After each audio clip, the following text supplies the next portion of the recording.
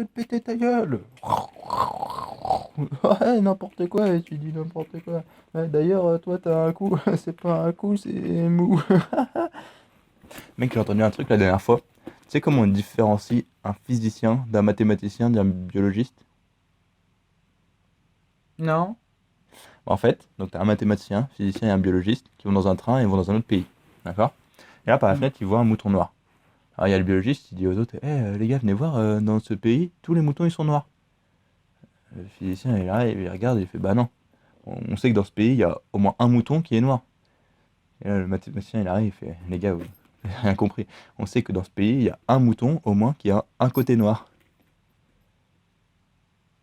Ouais. Pourquoi tu me racontes ça?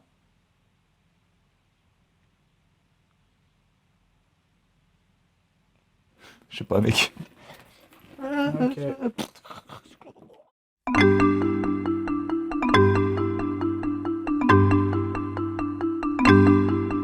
Schnee, schna, schnappi, schnappi, schnappi, schnapp.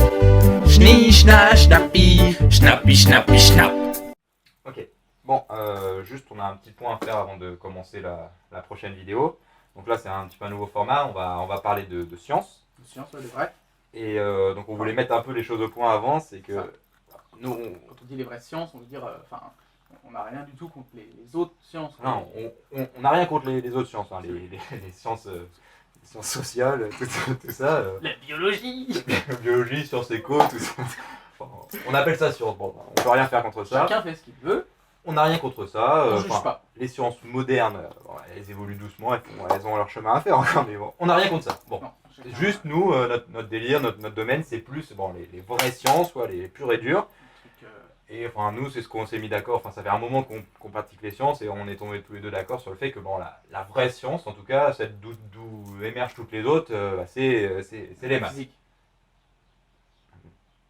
La physique. On avait dit qu'on disait les maths. Non. Non, toi t'avais dit que. Arrête, on avait Moi j'avais dit la physique. Bien sûr. on avait dit les maths. Mais ça m'en fout, c'est la physique. Mais arrête, c'est. Mec, déconne pas, les maths, c'est la base de tout. Tu rigoles ou quoi? C'est avec la physique qu'on explique le monde. Ouais, et la physique, elle est basée sur les maths. Et mon cul, il est basé sur quoi? Toi, tu vois, si tu continues, je vais mettre mon point carré dans ton cauchy. Eh ben, moi je vais te mettre mon Newton dans ton Kepler. Mais ça veut rien dire, mec. Parce qu'il faut que ça veuille dire quelque chose. Bon, déjà, les maths, on l'étudie bien avant la physique à l'école. Et puis on cesse de découvrir les trucs qu'on croit déjà connaître. L'une des choses magnifiques en mathématiques est son incroyable richesse. En effet, à qui ça n'est jamais arrivé de se dire en mathématiques, ah ça y est, ce chapitre, je vais enfin caler dessus, et découvrir l'année suivante qu'il reste encore plein de choses à découvrir sur ce même chapitre. Et c'est ce que voulait dire Eric Temple Bell, un célèbre mathématicien du 19e siècle, notamment connu pour le polynôme de Bell, les nombres de Bell ou encore le jingle Bell, avec la phrase suivante. En mathématiques, évident est le mot le plus dangereux. Cette citation est une parfaite transition pour ce qui va suivre, puisque nous allons parler d'axiomes. Ces énoncés qu'on suppose vrais, indémontrables, pour développer toute démonstration qui va suivre. Euclide, un célèbre mathématicien ayant vécu vers 300 avant Jésus-Christ, en avait énoncé 5, tels que il existe toujours une droite passant par 2 points du plan, très difficilement réfutable. Ou encore, tous les angles droits sont égaux entre eux. Difficile d'en douter. Ou bien encore, supposons une droite et un point extérieur à cette droite, il existe une unique droite passant par ce point et parallèle à la première. Évident, me direz-vous. Et bien pourtant, c'est ce dernier axiome, qui ne fut réfuté par personne pendant des siècles, qui posa problème à 3 mathématiciens audacieux, et un peu suicidaires quand même, faut pas déconner, on parle d'Euclide là, on parle pas de Monsieur Bernard, professeur en 5ème D de maths au lycée Bertignac, qui sont Gauss, Bolyai et Lobachevsky. Poincaré vulgarisera leurs travaux vers la fin du 19e siècle, et le donnera avec un exemple très simple. Bon, tout d'abord, que sont deux droites parallèles? Comme on l'a appris à l'école, deux droites parallèles sont deux droites qui ne se coupent jamais. Supposons maintenant un monde en forme de cercle dont les habitants sont confrontés à des propriétés assez étranges. Plus ils s'approchent du centre de ce monde, plus ils grandissent. Et plus ils s'approchent de la bordure de ce monde, plus ils rapetissent. Tout cela exactement en même temps que l'environnement qui les entoure. Ils ne se rendent donc pas compte du changement. Mais nous, d'un œil extérieur à ce monde, on le voit. Ouais, on est un peu comme qui dirait des dieux, ouais. Si bien qu'en s'approchant du bord, ils ont l'impression que leur monde est infini, puisque plus ils avancent vers le bord, plus leurs pas rapetissent. Tchémé, coincé. Bref, Supposons maintenant qu'ils souhaitent aller d'un point A à un point B du chemin le plus court possible. Pour eux, leur trajectoire s'apparentera à une droite. En revanche, pour nous, elle aura plus l'allure d'une courbe, puisqu'ils doivent passer vers le centre pour avoir des pas plus grands, et donc effectuer le chemin le plus court. On prend donc un point extérieur à cette droite, et on peut bien trouver une droite passant par ce point et parallèle à la première. En revanche, cette droite passe également par le point et est toujours parallèle à la première, puisque comme nous l'avons dit au départ, deux droites sont parallèles si elles se croisent jamais. Donc, dans cette géométrie, l'axiome numéro 5 d'Euclide est faux. Il existe une infinité de droites parallèles à la première passant par ce point. Et de nombreux théorèmes, grands théorèmes tels que le théorème de Pythagore, ils sont faux. Si tu veux, enfin, à l'école, c'est quoi qu'on préfère? C'est les TP. Et les TP, il y en a où? En physique-chimie. Enfin, les TP, on s'en bat un peu les couilles. Hein. L'une des plus faciles et des premières expériences qu'on nous fait faire, c'est la chute des corps. Cette expérience, elle montre que peu importe la masse d'un objet, seule sa forme compte dans la vitesse à laquelle il va tomber. C'est-à-dire qu'une balle de baby-foot en liège qui fait 10 grammes et une balle de baby-foot qui a la même forme mais de 20 grammes, donc 2 fois plus lourde, elles vont tomber exactement à la même vitesse. On peut facilement montrer ça en lâchant les deux balles exactement en même temps. Elles arriveront exactement en même temps au sol.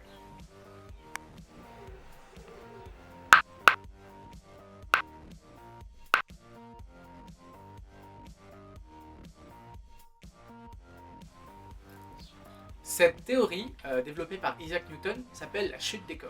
Absolument rien à voir avec la mafia. Cette théorie, elle a été prouvée par la NASA, qui lorsqu'ils ont envoyé leurs petits cosmonautes sur la Lune, ils leur ont fait lâcher une plume et un marteau exactement à la même hauteur, et on a remarqué que le marteau et la plume tombaient exactement à la même vitesse.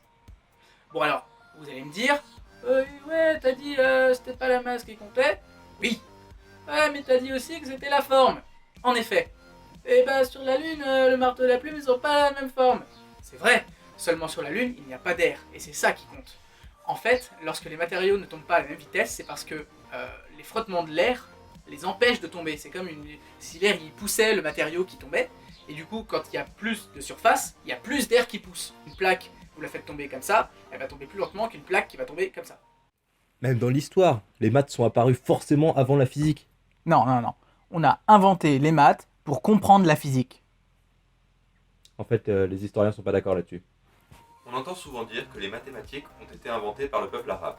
Brillante ineptie, puisque ce qui se rapprocherait le plus de la vérité serait qu'ils aient inventé le zéro plutôt que les mathématiques. Mais là encore, il y a méprise, et celle-là est moins connue. En effet, pareil à Jésus, le zéro a connu plusieurs naissances. D'abord en 2000 avant Jésus-Christ par les Babyloniens, ensuite au 3e siècle par les Mayas. Bon, visiblement, ils ne savaient pas très bien s'en servir, hein, sinon la fin du monde, elle aurait bien eu lieu. Enfin bref, passons. Et enfin, au 5e siècle, par les Indiens. Alors vous allez me dire, mais que viennent faire les Arabes là-dedans? Eh bien c'est ça, c'est eux qui au 5e siècle ont repris le symbole qu'avaient utilisé les Indiens pour représenter le zéro et qui l'ont diffusé, transmis aux Européens. C'est le symbole du zéro que l'on connaît aujourd'hui. Parce que oui, le zéro n'a pas toujours eu cette forme d'anus dilaté, hein. Il a eu plusieurs symboles et plusieurs représentations avant. Voici celle des Babyloniens et celle des Mayas. Vous voyez, rien à voir avec celui qu'on connaît aujourd'hui. Et bien plus qu'un outil indispensable aux mathématiques pour représenter l'absence, le zéro est le symbole d'une révolution mathématique. Et ouais, rien que ça, puisqu'il est affublé de nombreuses propriétés surprenantes. En effet, le zéro est le seul nombre à être à la fois positif et négatif, et du coup à être égal à son opposé. Il est neutre dans l'addition et absorbant dans la multiplication. Mais ce qu'il y a de plus surprenant, c'est son utilisation dans la division et son impossibilité d'être le dénominateur dans une fraction, sous peine de démontrer des absurdités telles que 1 égale 2. Par exemple, si on prend l'aspect algébrique de la chose, l'impossibilité de diviser par 0 se démontre très facilement. Prenons deux entités, que nous appellerons Jean-Marc et Marcel. Jean-Marc fois Marcel est égal à Jean-Marc fois Marcel. Pour l'instant, rien d'étonnant. Cependant, comme nous l'avons dit précédemment, le 0 est absorbant dans la multiplication. On peut donc écrire Jean-Marc fois Marcel est égal à Jean-Marc fois Marcel plus Marcel fois 0. On simplifie donc les deux Jean-Marc fois Marcel de chaque côté de l'égalité et l'on obtient Marcel fois 0 égale 0. Or, si l'on divise par 0, on obtient Marcel égale 1. Or, Marcel n'est pas égal à 1. Marcel égale Marcel. Ça devient un peu confus. Imaginons qu'on reprenne la démonstration avec Marcel égale 2 et Jean-Marc égale 3. On obtiendrait donc 2 égale 1 à la fin. Et voilà, c'est la fin de cette brève initiation au 0 pour les nuls. 0, nul, bruit. Mais regarde les physiciens, c'est toujours des BG. Parmi les phrases de beau gosse de l'histoire de la physique, on peut notamment citer Einstein, qui à bord, pas à bord bateau, à bord, le physicien, lors d'une correspondance qu'il s'échangeait régulièrement à propos de la physique quantique, lui a dit quelque chose de semblable à « Dieu ne joue pas avec les dés ». En effet, Einstein avait horreur de tout ce qui était du hasard dans la physique quantique. Il pensait que la physique était régie par des règles simples, claires et précises. Bohr lui a donc répondu « Qui êtes-vous pour dire à Dieu ce qu'il peut faire ?» On peut d'ailleurs citer une seconde anecdote concernant Bohr, qui le met en jeu lui et Rutherford, donc deux physiciens surtout connus pour la physique quantique, tout ça, à l'époque où Bohr était encore étudiant. Il aurait eu en fait un exercice qui consistait à mesurer la hauteur d'un immeuble à l'aide d'un baromètre. Un baromètre, pour ceux qui l'ignorent, c'est un appareil de mesure qui donc mesure la pression. Donc il a rendu sa copie et il a eu la note de 0. Donc il a été voir son professeur et lui a dit je comprends pas, pour moi ma note vaut 20. Le professeur lui a répondu vous avez vu ce que vous avez mis dedans. Vous m'avez dit que vous vouliez accrocher le baromètre à une corde, le lancer du haut de l'immeuble et mesurer la longueur de la corde pour déterminer la hauteur de l'immeuble.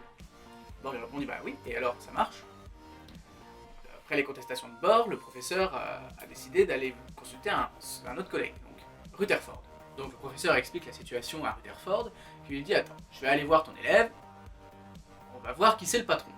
Donc il va voir Bohr et il lui dit écoute, tu vas me refaire le DS et tu vas me proposer une seconde solution. Et il y a Bohr qui écrit, puis il s'arrête et puis il rêvasse un peu, machin. Alors Rutherford s'approche et lui dit qu'est-ce qu'il y a, t'as du mal?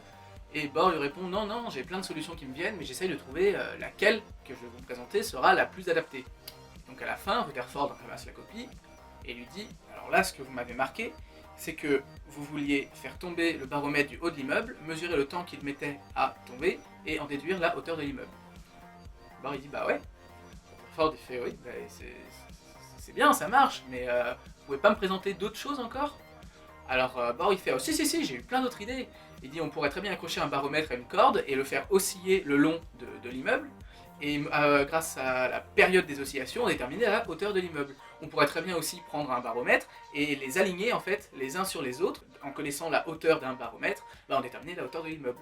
On pourrait très bien aussi poser le baromètre à côté de l'immeuble, au coucher du soleil par exemple, mesurer les ombres de l'immeuble et du baromètre et en déduire la hauteur de l'immeuble. Rutherford il dit écoutez, c'est très bien, vous avez plein de solutions, on a compris que vous maîtrisiez machin, mais vous saviez quand même ce qu'on vous demande. Alors il fait bah oui, ce qu'on me demandait c'était de mesurer la pression en bas de l'immeuble, la pression en haut de l'immeuble et en déterminer la hauteur. Et Rutherford lui dit mais alors pourquoi est-ce que vous n'avez pas mis ça directement? Et Bohr a répondu j'ai horreur qu'on me dise comment je dois penser. Bon par contre, cette anecdote, il y a peu de chances qu'elle soit vraie, parce que Bohr et Rutherford avaient très peu de chances de se rencontrer. Mais sinon elle est classe. Ouais, et bah en attendant, les mathématiciens, ça crée la destruction du couple. What? Mais c'est quoi le fucking rapport? Nobel, mec! En effet, Alfred Nobel était un brillantissime chimiste du 19e siècle. Il est à l'origine de la découverte de la dynamite en 1867. C'est un procédé en gros qui est plus stable que la nitroglycérine et donc plus facile à manipuler et à transporter. Cependant, comme la dynamite ça fait qu'un boom et que les gens ensuite ils font qu'un... Et ben ça lui a un petit peu valu le surnom de marchand de la mort. Et donc pour essayer de redorer un petit peu son blason, il a décidé de récompenser les personnes dans 5 disciplines qui auraient contribué à faire avancer l'humanité. Physiologie et médecine, physique, chimie, littérature et promotion de la paix. Nelson, si tu m'entends. Alors, on peut s'étonner de ne pas voir de prix Nobel de mathématiques. Monsieur Nobel était marié à une Suédoise et qu'un certain mathématicien suédois du nom de Mittag Leffler aurait eu quelques vues sur elle et que genre il aurait tenté de diviser par 0. Genre lui il était hyper bonne, elle était hyper bonne. Bref. Et du coup pour se venger, il aurait décidé que pas de prix Nobel pour les mathématiciens, tant pis, allez vous faire foutre. En attendant, les mathématiciens, ils pécho grave. Tous des boutonneux, tes mathématiciens de merde. Boutonneux de ta race, et toi, physicien, ça y est, on fait tomber des pommes, on fait avancer les sciences. Les pommes, on mange, et alors que les boutonneux... Eh ben, alors, on les mange aussi. Non, bah non, dis que t'as...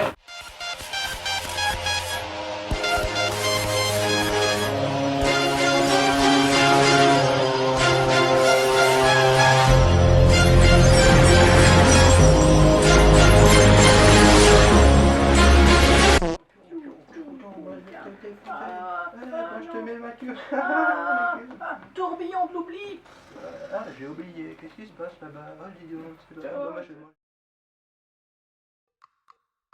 Mais où est le prix Nobel de mathématiques? Les enfants, aidez-moi à le retrouver. Est-ce qu'il est là? Non. Est-ce qu'il est ici? Non. Mais où peut-il bien être? Je sais. Je vais fouiller dans mon sac à dos. Sac à dos, sac à dos. Sac à dos, sac à dos. Oh, mais ce n'est pas du tout le prix Nobel de mathématiques. Mais on va le garder. Oh, mais que vois-je? Il est là, le prix Nobel de mathématiques. Eh ben non, il est pas là. Il est pas là, ce prix Nobel. C'est pas un prix Nobel, hein, c'est un prix Nobel. Les maths, c'est pas de la science, c'est de la merde, c'est de la merde.